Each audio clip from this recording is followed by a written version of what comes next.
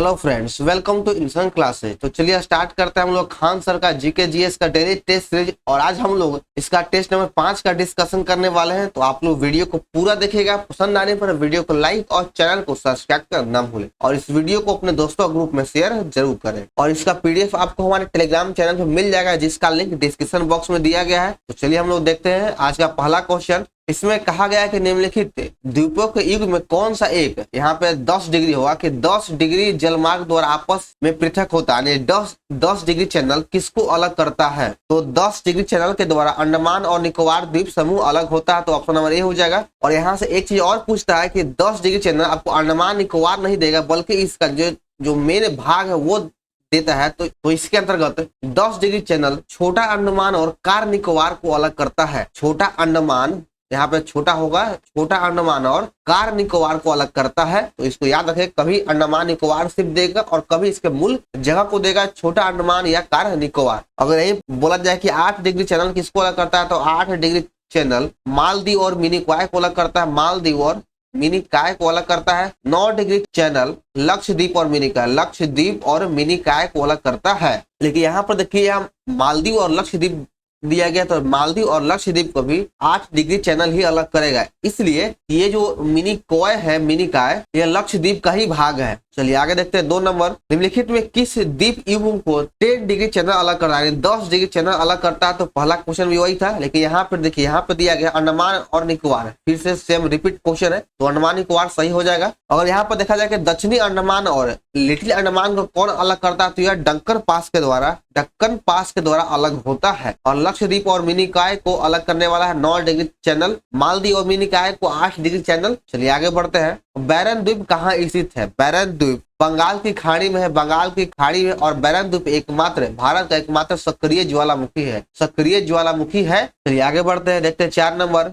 भारत के पश्चिमी तटीय मैदान के उत्तरी भाग को किस अन्य नाम से जाना जाता है, या जिस नाम से जाना जाता है वह कौन है? तो भारत के पश्चिमी तटीय मैदान के उत्तरी भाग को कोकण तट कहा जाता है, कोकण तट कहा जाता है। अगर हम मैप के माध्यम से देखें तो देखिए, यहाँ पर महाराष्ट्र से लेकर गोवा तक के तट को कोकण तट कहा जाता है। पश्चिमी तट को 3 भागों में बांटा गया है, पहले कोकण तट, फिर कन्नड़ तट, फिर मालाबार तट। चलिए आगे 5 नंबर। भारत के किस द्वीप का उद्गम ज्वालामुखी है? भारत का किस द्वीप का उद्गम जो है वह ज्वालामुखी से हुआ है? तो वह हो जाएगा बैरन द्वीप, और यह एकमात्र सक्रिय ज्वालामुखी है। तो 1 नंबर सही हो जाएगा। आगे देखिए 6 नंबर। इसमें इस तीनों कथन पर विचार करना और बताना है कि कौन सा जो कथन है वह सही है। बैरन द्वीप ज्वालामुखी एक सक्रिय ज्वालामुखी है, तो बिल्कुल सही है। बैरन द्वीप एक सक्रिय ज्वालामुखी है जो भारतीय राज्य क्षेत्र में स्थित है, जो भारतीय राज्य क्षेत्र में स्थित है, तो बिल्कुल सही है। तो पहला आपका सही हो जाएगा। बैरन द्वीप ग्रेट निकोबार के लगभग 140 किलोमीटर पूरब में स्थित है। बिल्कुल गलत है, पूरब में नहीं है दोस्तों, यहाँ पर गलत है। ग्रेट निकोबार के उत्तर में है। पिछली बार बैरन द्वीप ज्वालामुखी में 1991 में उद्गार हुआ था। बिल्कुल कर दिया, 1991 नहीं बल्कि 2017 में लास्ट बार उद्गार हुआ था। तो 6 का मात्र 1 नंबर सही होगा। आगे देखिए, श्रीहरिकोटा द्वीप कहाँ स्थित है? श्रीहरिकोटा पुलिकट झील के समीप आंध्र प्रदेश में है, पुलिकट झील के समीप आंध्र प्रदेश में है। और यहीं पर सतीश धवन उपग्रह प्रक्षेपण केंद्र भी है। निम्नलिखित में कौन सा भौगोलिक रूप से ग्रेट निकोबार के सबसे निकट है? तो ग्रेट निकोबार के सबसे निकट हो जाएगा सुमात्रा। सुमात्रा जो है यह ग्रेट निकोबार के सबसे निकट है। अगला प्रश्न 9 नंबर। बौद्ध धर्म में अनात्म का क्या अर्थ होता है? बौद्ध धर्म में अनात्म का अर्थ हो जाएगा कोई अस्थायी आत्मा नहीं है, कोई अस्थायी आत्मा नहीं है। तो 2 नंबर सही हो जाएगा। बौद्ध धर्म में पुनर्जन्म की मान्यता है और आत्मा की मान्यता नहीं है। अगला प्रश्न है कि महावीर स्वामी के द्वारा दी गई कौन सी शिक्षाएं मुख्य रूप से, यहाँ पे त्रय हो जाएगा, त्रय शिक्षा कहलाती है। तो त्रय शिक्षा हो जाएगा सम्यक दर्शन, सम्यक ज्ञान और सम्यक आचरण, यह त्रय शिक्षा है। अगर पूछता कि पंच शिक्षा कौन है, तो पंच हो जाएगा अहिंसा, अस्तेय, अपरिग्रह, सत्य और ब्रह्मचर्य। सामवेद का मुख्य उद्देश्य क्या है? सामवेद का मुख्य उद्देश्य होता है शास्त्रीय गानों की ध्वनि, शास्त्रीय गानों की ध्वनि। 4 नंबर सही आंसर है। सत्याग्रह और अहिंसा की अप्रिय सिद्धांतों को गांधी जी ने किस विद्वान के विचार से प्रभावित होकर अपनाया था? तो सत्याग्रह और अहिंसा ये दोनों शब्द गांधी जी ने जॉन रस्किन के से प्रभावित होकर अपनाया था। और जॉन रस्किन का पुस्तक है अनटू द लास्ट, ये जॉन रस्किन की पुस्तक है। और गांधी जी ने सत्याग्रह का सबसे पहला प्रयोग दक्षिण अफ्रीका में 1906 ईस्वी में जुलू जनजाति के खिलाफ किए थे। जुलू जनजाति के खिलाफ सत्याग्रह का उपयोग किए थे। महात्मा गांधी ने किस कारण से दांडी मार्च किया? तो दांडी मार्च जो है यह ब्रिटानिया यानी ब्रिटिश सरकार की आर्थिक नीतियों के खिलाफ किया गया था और दांडी मार्च का शुरुआत 12 मार्च 1930 ईस्वी को स्टार्ट किया गया था। लॉर्ड मेयो की हत्या किस व्यक्ति ने किया था? लॉर्ड मेयो की हत्या शेर अली अफरीदी ने किया था। शेर अली अफरीदी के द्वारा ही लॉर्ड मेयो की हत्या कर दिया गया था। लॉर्ड मेयो की हत्या 1872 ईस्वी में अफगान शेर अली अफरीदी ने अंडमान निकोबार द्वीप समूह के पोर्ट ब्लेयर स्थित जेल में लॉर्ड मेयो की हत्या कर दिया था। चाकू से उसे घोप घोप कर मार दिया था। चलिए आगे बढ़ते हैं, देखते हैं 15 नंबर। भारत के राष्ट्रपति के द्वारा जारी अध्यादेश की अधिकतम अवधि कितनी हो सकती है? तो राष्ट्रपति का अध्यादेश जारी करने का अधिकार अनुच्छेद 123 में दिया गया है और यह जो अध्यादेश होता है वह 6 माह या 6 सप्ताह तक जारी कर सकता है। तो 4 नंबर बिल्कुल सही आंसर है इसका। आगे देखिए 16 नंबर। राज्यों की परिषद में राष्ट्रपति द्वारा नामित किए जाने वाले कितने व्यक्ति होते हैं?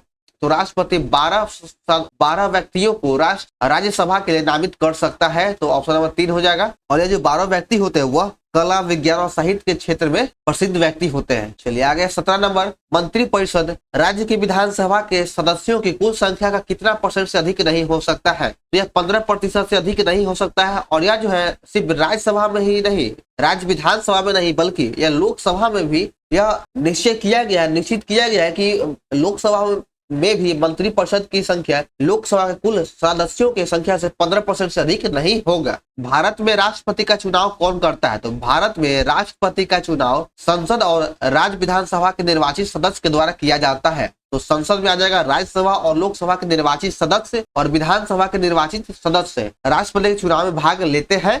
तो 3 नंबर इसका सही आंसर है। और राष्ट्रपति के निर्वाचन मंडल का उल्लेख अनुच्छेद 54 में किया गया है। तो आइए एक बार हम लोग राष्ट्रपति से संबंधित सभी अनुच्छेदों को याद करने की कोशिश करते हैं। अनुच्छेद 52 में राष्ट्रपति के पद है। अनुच्छेद 53 में राष्ट्रपति के कार्यपालिका शक्ति के बारे में बताया गया। अनुच्छेद 54 में राष्ट्रपति का निर्वाचन मंडल है। अनुच्छेद 55 में राष्ट्रपति के निर्वाचन की विधि या रीति है। अनुच्छेद 56 में राष्ट्रपति के पद की अवधि दिया गया पदावधि। और अनुच्छेद 57 में राष्ट्रपति का पुनर्निर्वाचन है। अनुच्छेद 58 में राष्ट्रपति का योग्यता दिया गया। अनुच्छेद 59 में शर्त है।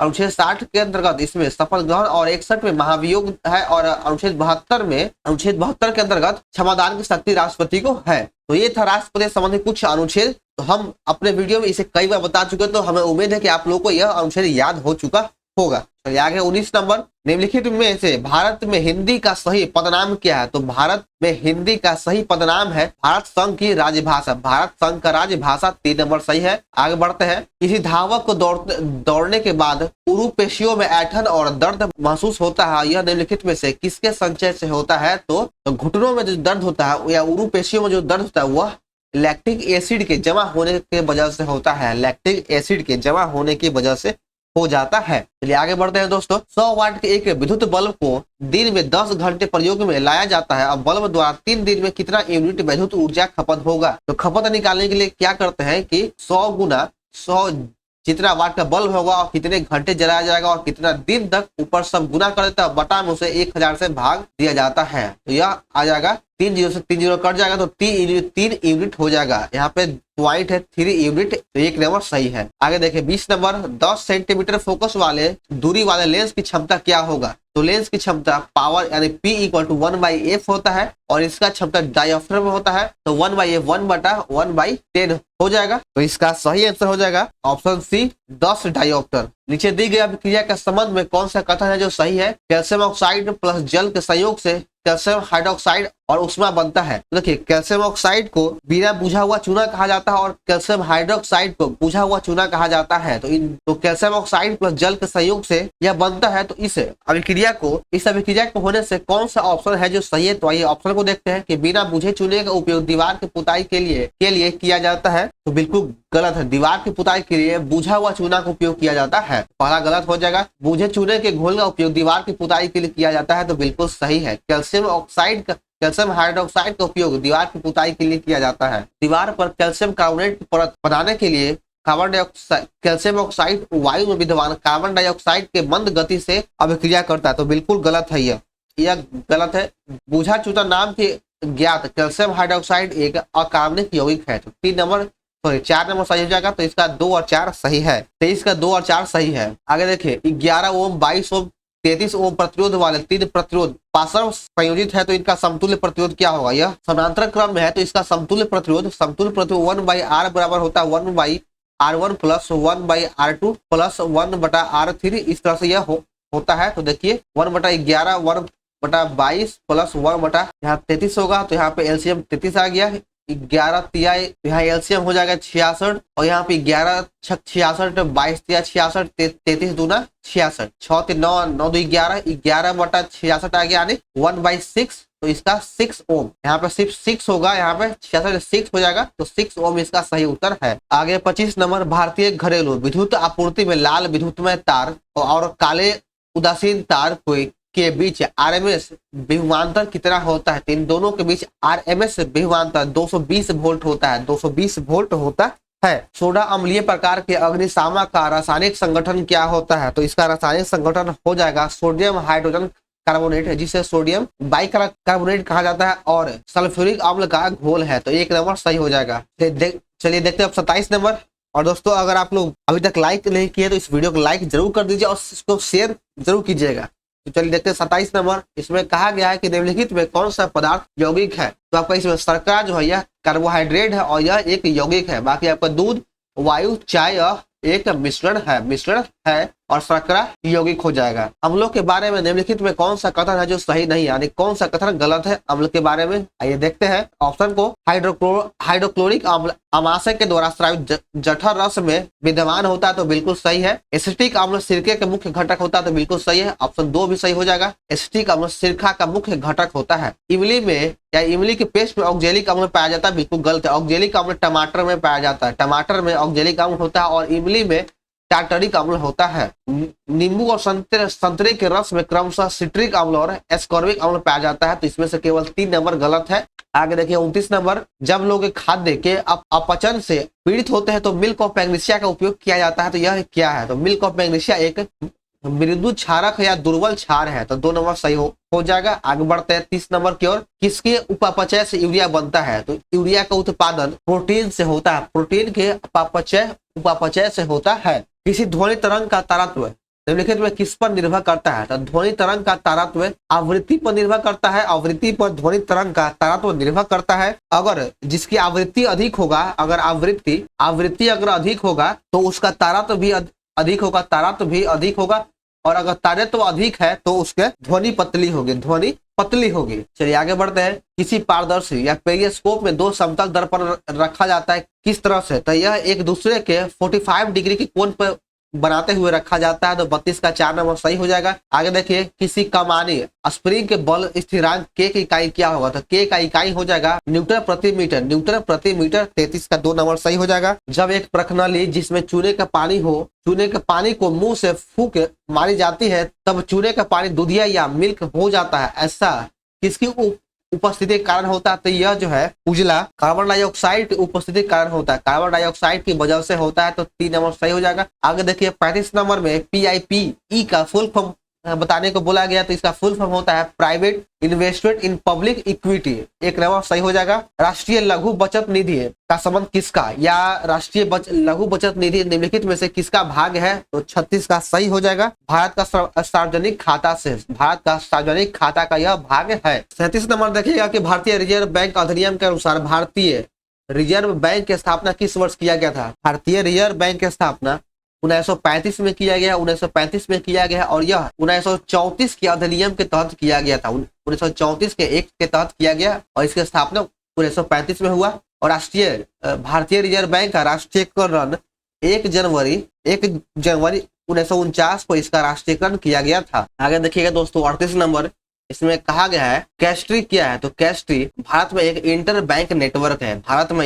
इंटर बैंक नेटवर्क है। तो 1 नंबर सही है। आगे देखिए निम्नलिखित में किस जगह पर सरकारी पदक का उत्पादन किया जाता है। सरकारी पदक जो होता है वह भारत सरकार के द्वारा जो दिए जाने वाले पदक होता है जैसे भारत रत्न पद्म विभूषण पद्म भूषण इन सभी का उत्पादन कोलकाता और नोएडा में किया जाता है। तो इसका सही उत्तर हो जाएगा कोलकाता और नोएडा। आगे बढ़ते हैं। निजी क्षेत्र के 6 बैंकों का राष्ट्रीयकरण कब किया गया था? तो निजी क्षेत्रों के 6 बैंकों का राष्ट्रीयकरण 1980 में किया गया था। और यही पूछता कि 14 बड़े बैंक, 14 बैंकों का राष्ट्रीयकरण पहली बार कब किया गया? तो 14 बैंकों का राष्ट्रीयकरण पहली बार 1969 में किया गया था और अगली बार 6 बैंकों का राष्ट्रीयकरण 1980 में किया गया। चलिए आगे देखते हैं 41 नंबर। 14वीं रक्षा नीति वार्ता 1 अगस्त 2024 को नई दिल्ली में भारत और किस देश के बीच संपन्न हुआ? तो जो यह 14वीं रक्षा नीति वार्ता है यह 1 अगस्त 2024 को संपन्न हुआ नई दिल्ली में, और यह भारत और वियतनाम के बीच संपन्न हुआ। भारत और वियतनाम के बीच संपन्न हुआ है। किस देश के द्वारा राष्ट्रपति द्रौपदी मुर्मू को कंपेनियन ऑफ द ऑर्डर पुरस्कार से सम्मानित किया गया है? तो कंपेनियन ऑफ द ऑर्डर पुरस्कार से राष्ट्रपति द्रौपदी मुर्मू को फिजी के द्वारा सम्मानित किया गया है। तो सही उत्तर हो जाएगा फिजी। आगे बढ़ते हैं। महिलाओं के खिलाफ साइबर अपराध से लड़ने के लिए राष्ट्रीय महिला आयोग के द्वारा डिजिटल शक्ति केंद्र का उद्घाटन कहाँ किया गया है? डिजिटल शक्ति केंद्र का उद्घाटन नई दिल्ली में किया गया और यह साइबर सुरक्षा से बचने के लिए किया गया है। हाल ही में चंद्रमा के क्रेटर का नाम किसके नाम पे रखा गया है? तो चंद्रमा के क्रेटर का नाम पासंग लहामू शेरपा के नाम पे रखा गया और यह नेपाल का है और इसी के नाम पे चंद्रमा के क्रेटर का नाम रखा गया है। नई दिल्ली में पहला बिम्स्टेक व्यापार शिखर सम्मेलन का आयोजन कब से कब तक किया गया? तो इसका आयोजन 6 से 8 अगस्त तक किया गया है। 6 से 8 अगस्त तक किया गया है। और यहाँ से एक और भी प्रश्न बनता है कि यह पूछा जा सकता है कि पहला बिम्स्टेक व्यापार शिखर सम्मेलन कहाँ आयोजित किया गया है? तो यह नई दिल्ली में आयोजित किया गया है। हाल ही में बांग्लादेश की प्रधानमंत्री शेख हसीना ने इस्तीफा देकर बांग्लादेश छोड़ दिया है। वह पहली बार किस वर्ष बांग्लादेश की प्रधानमंत्री बनी थी? तो यह पहली बार 1996 में बांग्लादेश का प्रधानमंत्री चुनी गई थी या शपथ ग्रहण की थी। और इनका संबंध अवामी लीग से है। वैश्विक कृषि निर्यात में भारत 8वें स्थान पर बरकरार है और कृषि उत्पाद के प्रमुख निर्यात देशों में प्रथम स्थान पे कौन है? तो इसके प्रमुख निर्यात देशों में प्रथम स्थान पे हो जाएगा यूरोपीय संघ प्रथम स्थान पे है और भारत कृषि निर्यात में 8वें नंबर पे है। 8वें नंबर पे है, तो इसको याद रखिएगा। और कल के भी सेट में 3 नंबर सेट में भी 4 नंबर सेट में भी इस प्रश्न का डिस्कशन किए हैं। आगे देखिए 48 नंबर की हाल ही में भारत ने वीजा ऑन अराइवल की सुविधा बहाल किया है। भारत ने वीजा ऑन अराइवल की सुविधा बहाल किया है। तो इसका मतलब यह होता है कि कोई भी देश भारत में आए और उसे भारत में जब एंट्री करेगा तो उसी समय उसे वीजा दिया जाएगा, एक पत्र दिया जाएगा, प्रमाण पत्र दिया जाएगा। तो उसे ही वीजा ऑन अराइवल कहा जाता है कि जैसे ही वो भारत में आएगा उसे उसी समय वीजा दिया जाएगा। तो कहा गया कि निम्नलिखित में कौन सा देश है जो इस सुविधा का लाभ नहीं उठाएगा, यानी किस देश को वीजा ऑन अराइवल की सुविधा नहीं दिया जाएगा? उस देश का नाम है ऑस्ट्रेलिया। ऑस्ट्रेलिया को वीजा ऑन अराइवल की सुविधा प्रदान नहीं है। तो 1 नंबर सही हो जाएगा। बाकी सभी जापान, यूएई, दक्षिण कोरिया को वीजा ऑन अराइवल की सुविधा प्रदान है। नोबेल पुरस्कार विजेता मोहम्मद यूनुस बांग्लादेश में अंतरिम सरकार के प्रमुख नियुक्त किए गए हैं। जब शेख हसीना ने इस्तीफा दिया है तब मोहम्मद यूनुस बांग्लादेश के अंतरिम सरकार के पीएम नियुक्त किए गए हैं। और उन्होंने किस वर्ष नोबेल पुरस्कार से सम्मानित किया गया, यानी मोहम्मद यूनुस को किस वर्ष नोबेल पुरस्कार दिया गया? तो इन्हें शांति के क्षेत्र में वर्ष 2006 में इन्हें नोबेल पुरस्कार दिया गया था शांति के क्षेत्र में। आगे देखिए 50 नंबर और इस सेट का अंतिम प्रश्न। आपदा प्रबंधन का समझौता ज्ञापन पर हस्ताक्षर करने वाला भारत का पहला राज्य कौन बन चुका है? तो आपदा प्रबंधन पर समझौता ज्ञापन पर हस्ताक्षर करने वाला भारत का पहला राज्य बन चुका है नागालैंड ये पहला राज्य है। तो सही उत्तर हो जाएगा नागालैंड। तो चलिए दोस्तों, हमारे यहाँ पर सेट नंबर 5 समाप्त होता है। तो आप लोगों का ये वीडियो कैसा लगा कमेंट जरूर करिएगा। पसंद आने पर वीडियो को लाइक और चैनल को सब्सक्राइब करना न भूलें और इस वीडियो को अपने दोस्तों और अपने ग्रुप में तैयारी शेयर जरूर करें। और यह जो सेट है यह सभी प्रतियोगी परीक्षा के लिए बहुत ही महत्वपूर्ण है। तो चलिए मिलते हैं फिर हम लोग नेक्स्ट वीडियो में। जय हिंद।